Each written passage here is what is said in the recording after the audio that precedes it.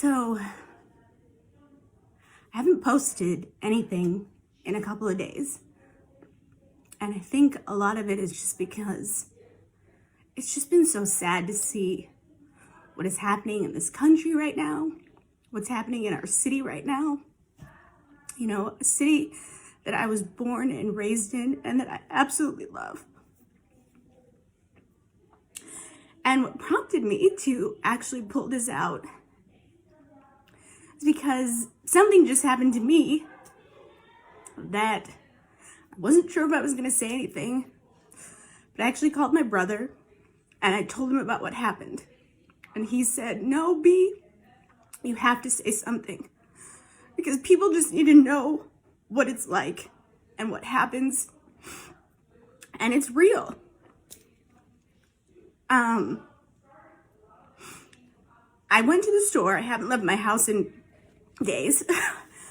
And I went to Walgreens to just get some sinus medicine because my allergies are bad and things aren't feeling that great. And we're out at the house.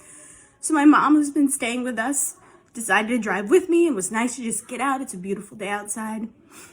So we're at the drive-thru at the Walgreens, which is in my neighborhood. And I'm sitting there and I gave them my ID and my driver's license to get the medicine. I signed the form and we're just waiting because, you know, it's busy. The pharmacists are busy. And there happens to be a car that was behind us. And all of a sudden I just noticed that the man got out of his car and he was standing outside of his car door, the driver's side of his car door. And I just kind of looked and, you know, with everything that's going on, you just, you know, you're a little extra vigilant these days. And he happened to be a white man, probably in his 50s, 40s, 50s, maybe something like that. And he started just staring. And then he started clapping his hands like, "Come on already, like get moving, come on." And I just thought that was kind of odd, but I'm like, all right, well, maybe he's just impatient today. You know, there's a lot going on.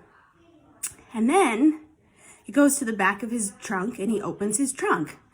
So again, I'm just watching because being extra vigilant these days. And he's rummaging around in his trunk and he pulls out a watermelon. And he holds his watermelon up from behind the car and looks at me in my window. And I'm wondering, really? Is this supposed to mean something? You know, there's a lot of negative connotations when it comes to African Americans and watermelon, but I just kind of sat there again. He closes his trunk, comes back around, and then he starts cooing at me. He starts cooing like a monkey to my window from his car. And then I knew everything that he was doing and the reason why. And obviously it was because of the color of my skin. And it's not the first racist thing that's ever happened to me. I'm 35 years old. There's been many a times in my life that I've had to deal with racism. But just today with everything, I don't know, something just broke because it's ridiculous that people have to put up with this all the time, every day, and you just deal with it. You deal with it and you go. And it happens everywhere. We just have to be better.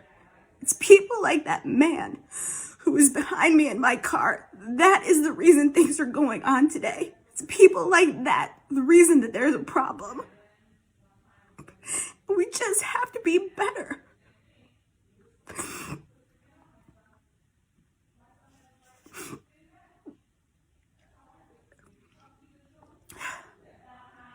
I'm okay.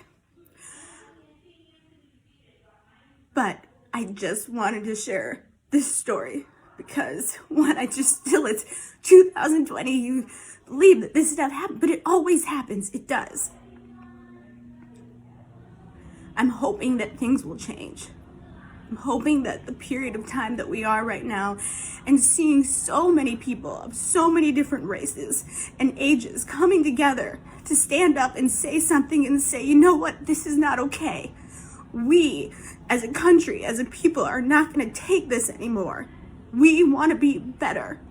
And I pray that for my kids, for my girls, for my family, who I worry about every day, being mixed race kids, having an extra stigma on them, I worry about them all the time. Wanting to make sure that they feel okay, that they don't feel uncomfortable, making sure they're in environments where they'll fit in, where they're not going to feel like the outsiders or the outcasts, because I understand how that is. I just pray to God that things will change. That maybe this incident, that this spark of what has happened in these past few weeks, and with Ahmaud Arbery, and with George Floyd, and with Breonna Taylor, that people have had enough and are going to come together and make a change. Because we deserve it. We all deserve it. Everyone.